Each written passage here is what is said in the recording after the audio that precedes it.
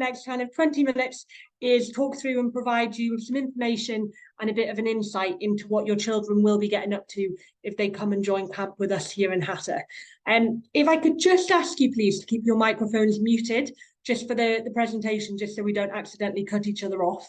And then I'll do a question and answer time at the end. If there's anything that you've got any queries about or anything that you want to double check, that's no problem. Equally, if you want to put your questions into the chat box throughout, that's absolutely fine. I can scroll back through that and answer them at the end. So I'll start off just by giving you a little bit of information about who we are. We are the Adventure Centre. We've been operating out in the UAE now since 2016, and we were founded by a couple called Hannah and Brian, who collectively between them have got around 20 years of experience in the outdoor education industry. So really skilled guys, really know their stuff.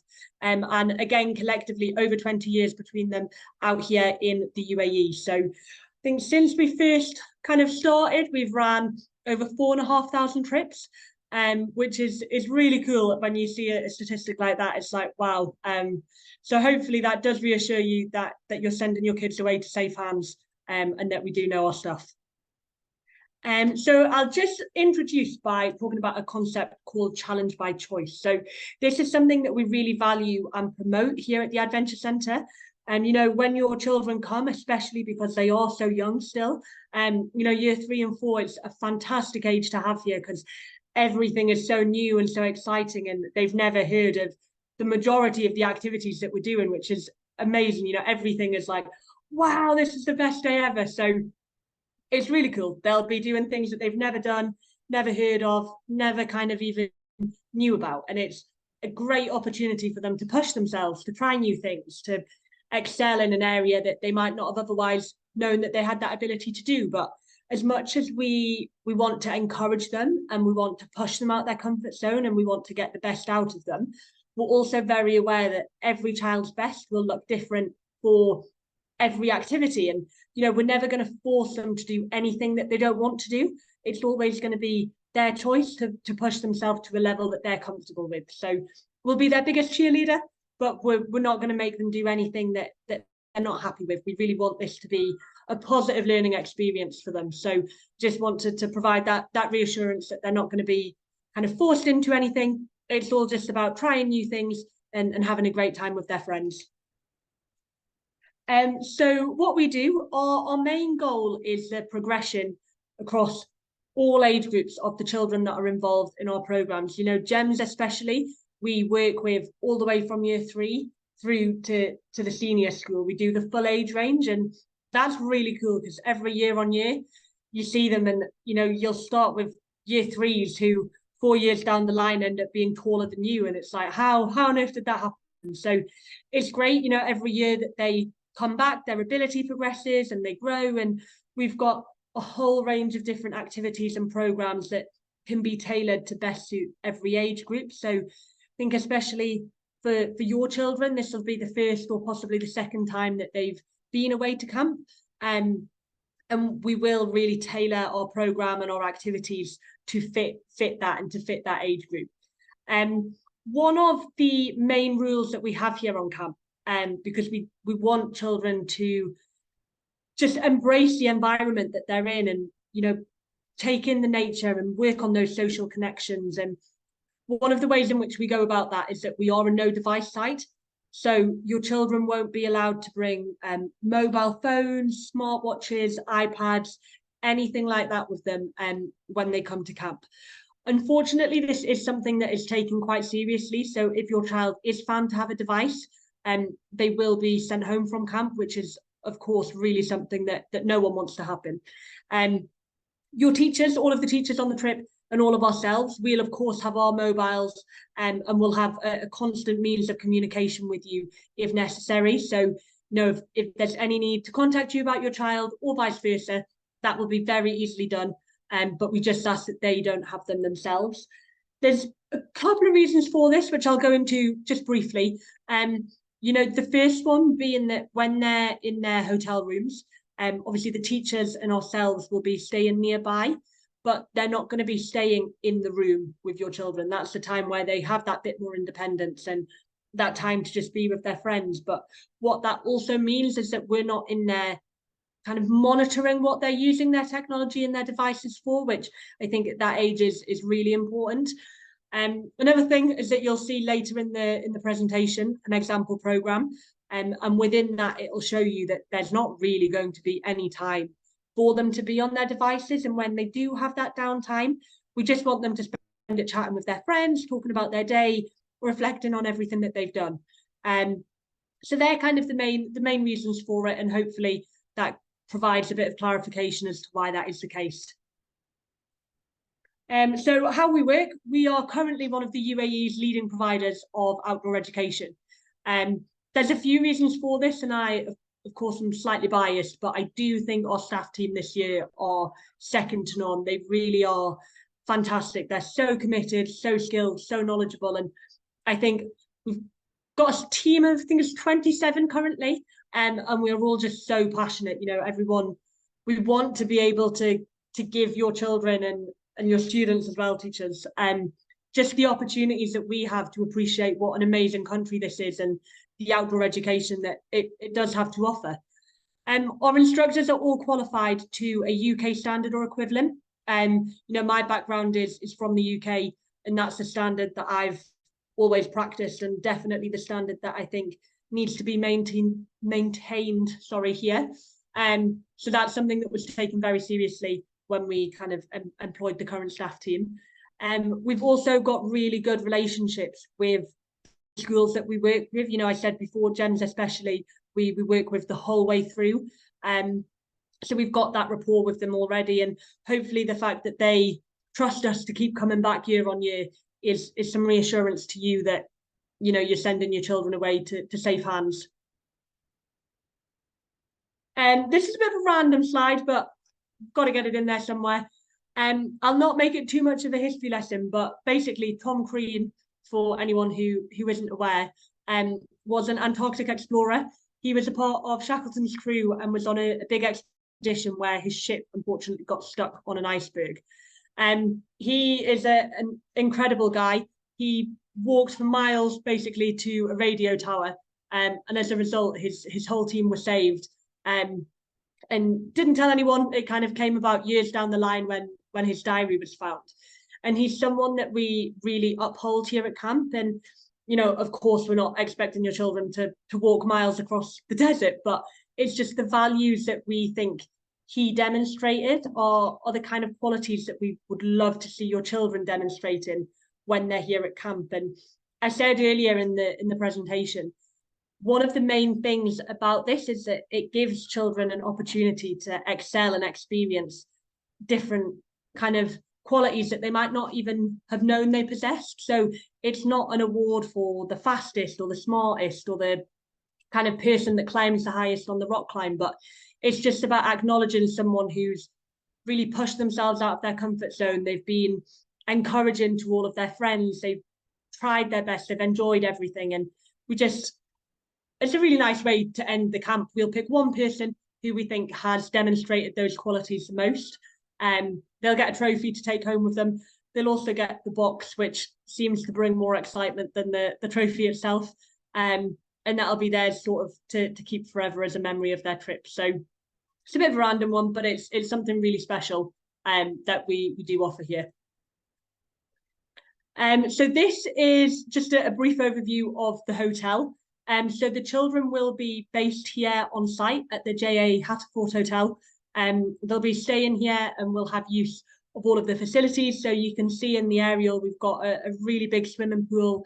We've got a survival area. We've got mountain biking. We've got all sorts of things. And I mean, we're so lucky that we do have this as our base, because the facilities provided they make for an excellent camp and a really special experience for the kids. All of the food also, which I'll come on to a little bit further down the line, but that's all prepared fresh on site. So it's kind of made by the same kitchen staff that prepare the food for the hotel guests. So everything's of a really high standard, and it's a really safe space for them to be when they're here at camp. So I'll go now in a little bit more detail into what we provide here at camp, and just over the next few slides we'll talk through it. But a bit more on the accommodation first of all. Whilst they're using the facilities at the Hatta Hotel, they are also staying in the hotel rooms. So they've got a very comfortable space to be for the evening. You know, they're going to be absolutely exhausted by the end of their day's activities. So they'll definitely need a comfortable space to stay at the end of the evening. But they'll be in rooms of 4 or 5, and that will be coordinated by the teachers. So they will, of course, endeavour to make sure that they're in a room with their friends, people that they're going to be happy and comfortable sleeping with and staying with. So that they'll make sure that they're all going to be kind of content with that. The picture, I realise, does show a double bed. That's just because it's one of the pictures that we have, but excuse me, sorry. One of the pictures that we have, but all of the children will have their own individual beds. There won't be any sharing or anything like that. All of the rooms are en suite, so there won't be any need for them to come out of the rooms throughout the night, you know, to go to the bathroom or anything. They can just stay within their sort of safe walls. If there's an emergency, of course, they can come out of their rooms. The teachers and one of our duty instructors will be staying sort of evenly distributed amongst the students' rooms. So if there is any need for them to come out of their room, that of course is something which, you know, they'll be safe to do so. With the rooms, the picture is slightly misleading again. Sorry, I probably need to update that. But the hotel doesn't actually provide the duvet.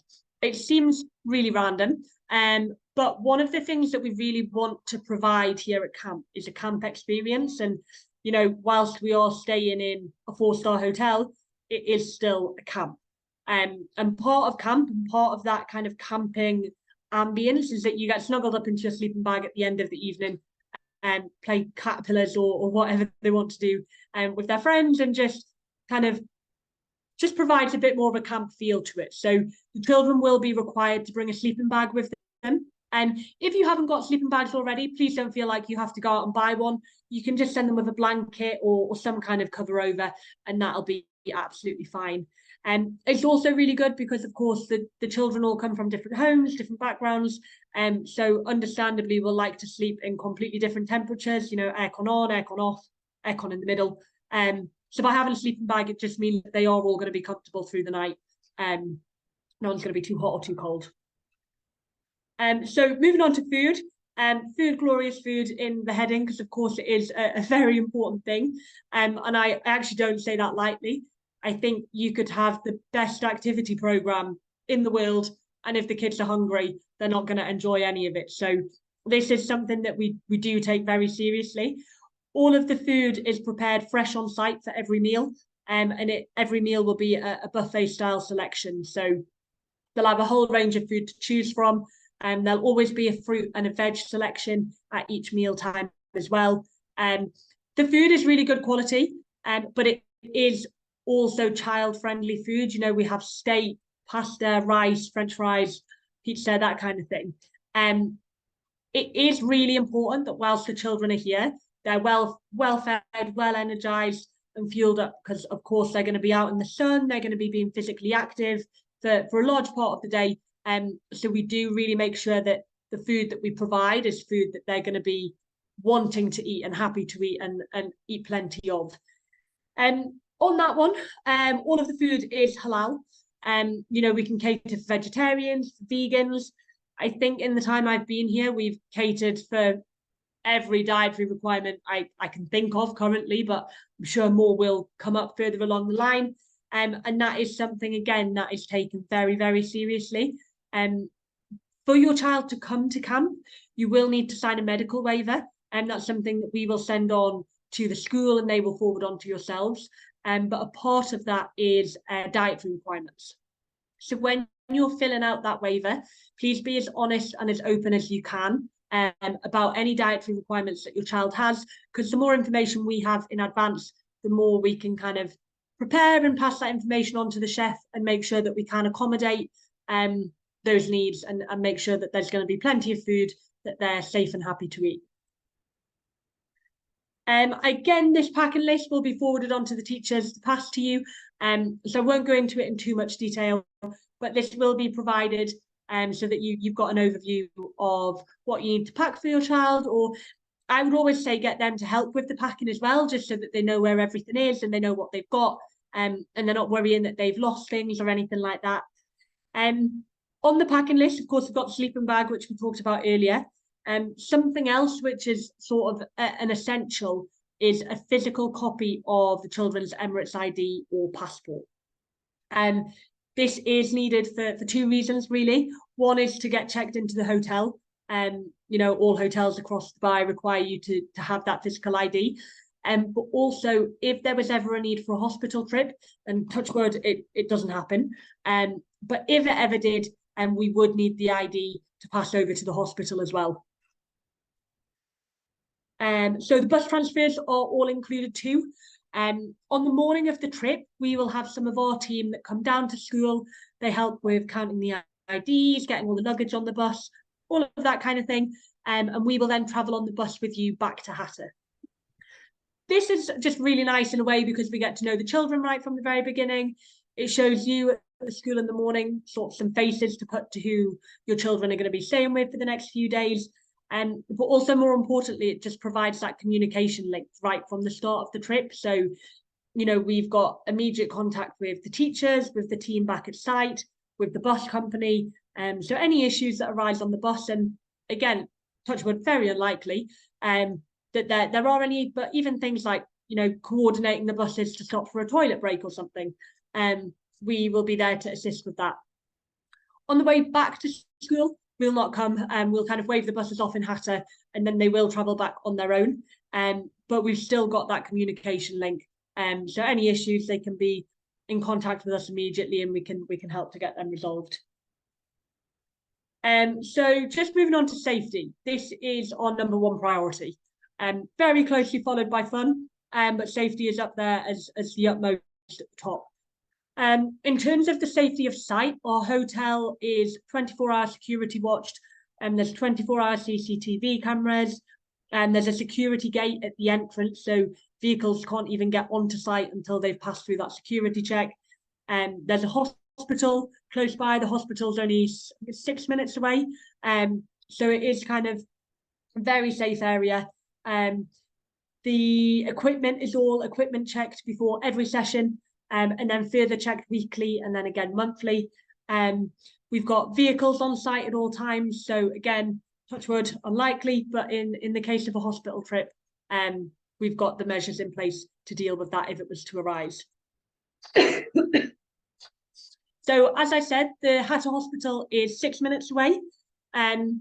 This is why we require the Emirates ID, or one of the reasons why we require.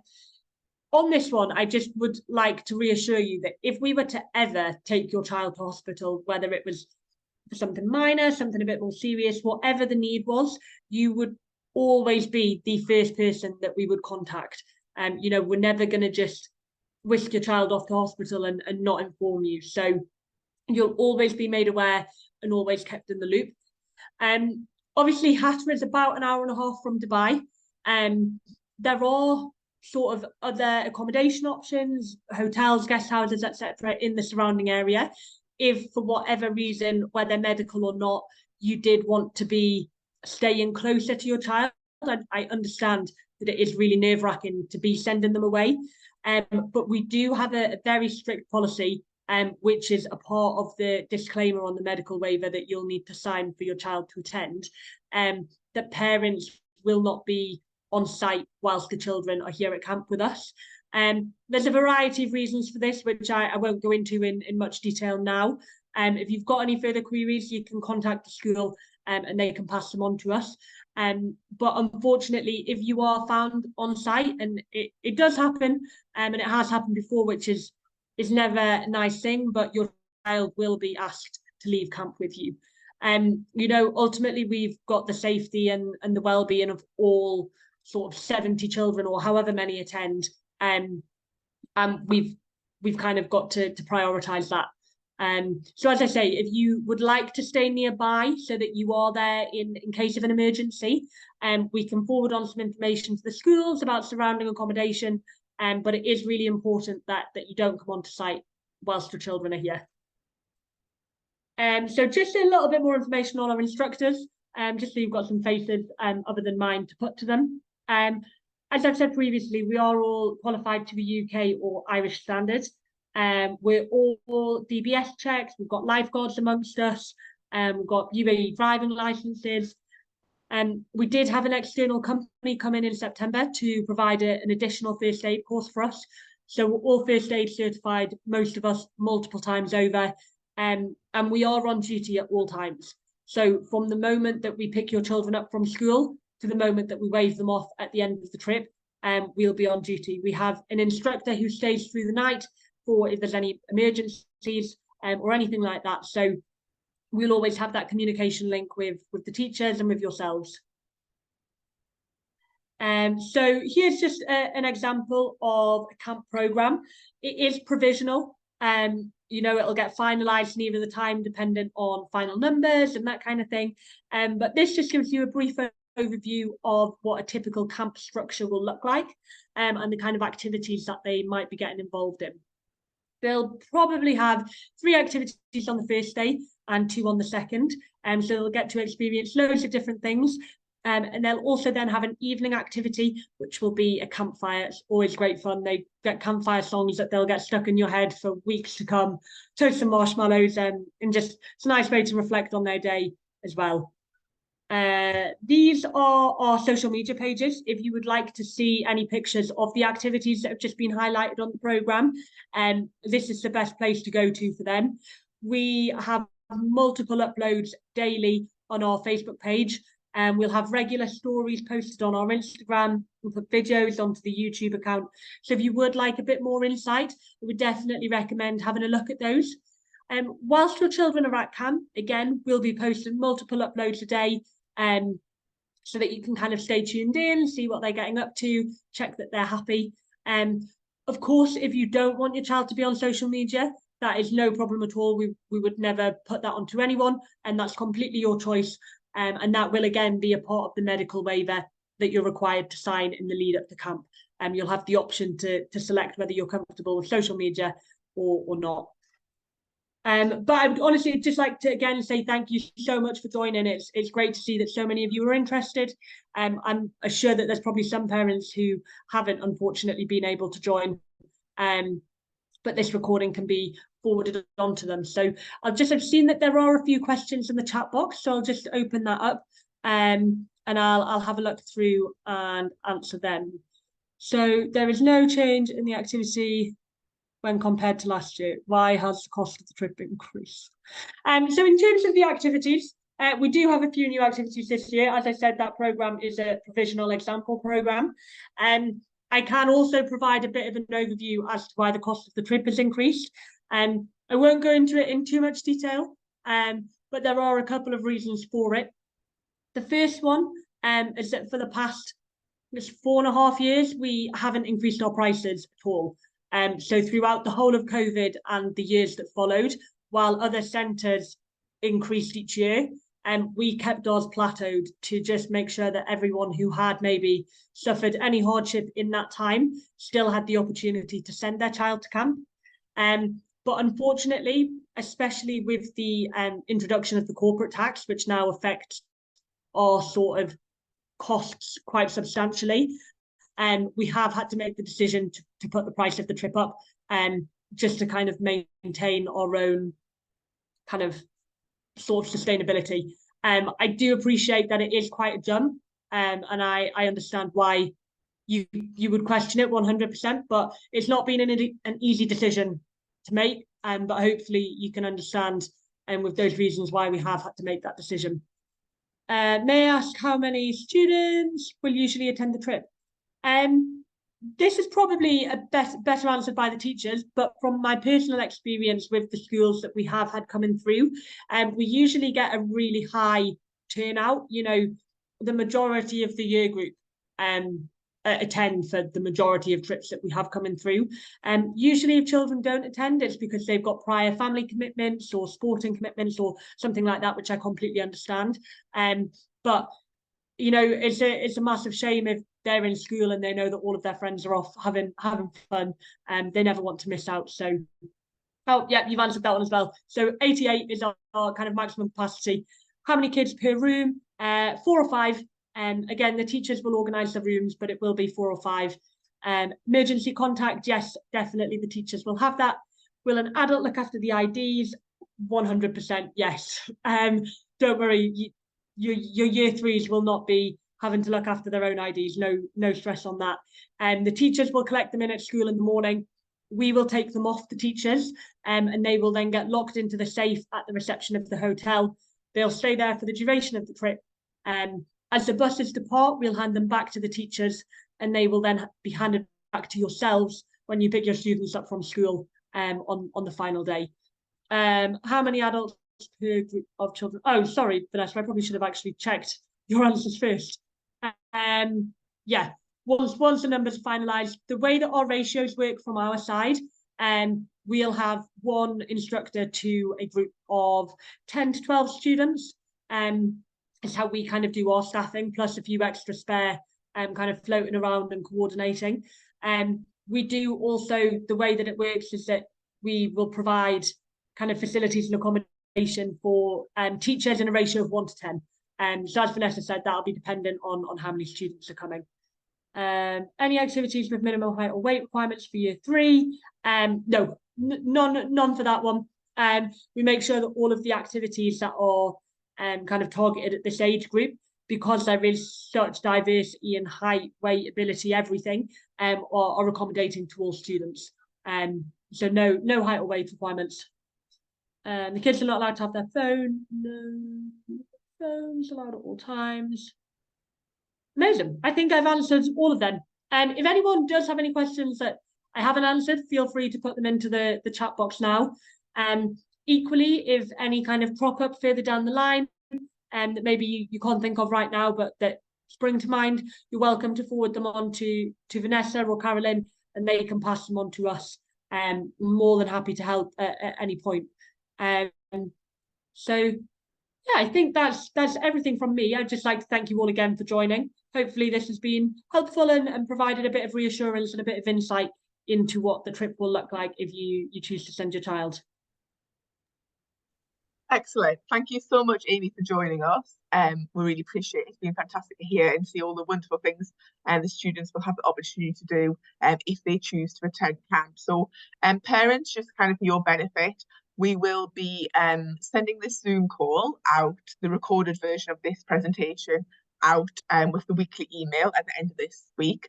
The letter to camp was already sent home by class teachers last week, and on there what you'll see in the important notices, the important section, is a timeline for sign up, etc. So like I said, this week the Zoom call is happening today. At the end of this week, the recorded version of this Zoom call will be sent to all parents. Then on Tuesday next week, we will send you out a sign up link. So there are 88 spaces for year 3 and 88 spaces for year 4. So it kind of is first come, first served basis. So once that is done, and then if you're a part of the 88 who manages to perhaps get people to sign up, then you'll be contacted directly in regards to kind of the further information, how you pay, medical waivers and all that kind of administration side. But really the most important things to remember is that this Friday or this Thursday, because I know it's distance learning, you'll get on the weekly email will be this recorded Zoom, and on Tuesday next week at 3 o'clock the sign up for year 3 and a separate sign up for year 4, because although this Zoom is held together, the camp dates are different. So year 3 and year 4 are not going to camp together. Year 3 have their own and year 4 have their own camp as well. But it's in the same location. So thank you so much for your time, Amy. We really appreciate it. It's been really insightful. I think there's just one question there, or Vanessa's just answered it about the water activities. That's perfect. So thank you again, parents, for attending, and thank you to Miss Arnott and Miss McMahon and the heads of year as well for attending as well. And we're just really excited for our trip next year. So thank you again, everyone.